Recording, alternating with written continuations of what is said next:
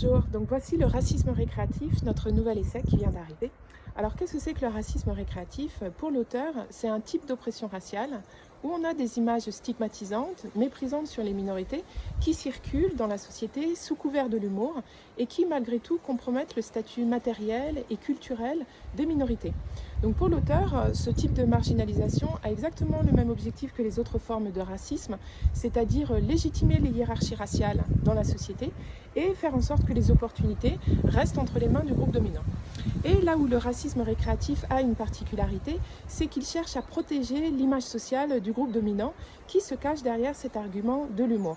Donc on est vraiment dans ces sociétés modernes, racistes sans racistes. C'est-à-dire que tout le monde reconnaît la présence de racisme dans la société, mais individuellement, personne ne se reconnaît comme raciste. Donc c'est vraiment ce récit où on a des personnes qui pratiquent des actes de racisme, mais qui refusent de reconnaître que leurs actions, ou même parfois leurs omissions, contribuent à perpétuer les hiérarchies raciales dans la société. Donc Adilson Moreira, il est professeur de droit à l'université au Brésil, il est également diplômé de Harvard et c'est un des plus grands spécialistes en droit antidiscriminatoire. Donc c'est sûr que cet essai est théorique, mais malgré tout je l'ai trouvé très accessible. Par exemple au début, il va revenir sur un certain nombre de concepts comme les microagressions, le racisme aversif, symbolique, institutionnel. Ensuite il va parler de l'humour et il va montrer que très souvent l'humour est quand même basé sur le sentiment de supériorité par rapport aux autres. Et ensuite, c'est là où il va arriver vraiment à l'humour raciste, en montrant qu'il n'est pas aussi bénin, qu'il a des vraies conséquences sur la vie des minorités, et surtout que l'humour raciste, en fait, maintient le privilège racial. Ensuite, il y a également un chapitre où il va analyser des cas dans les médias brésiliens et dans les médias français.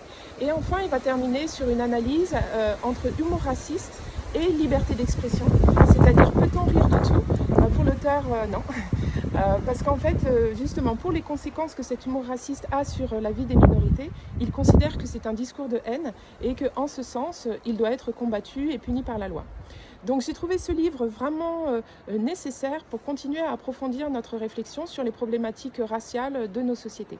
Donc il est disponible sur anacaona.fr et en librairie. Merci.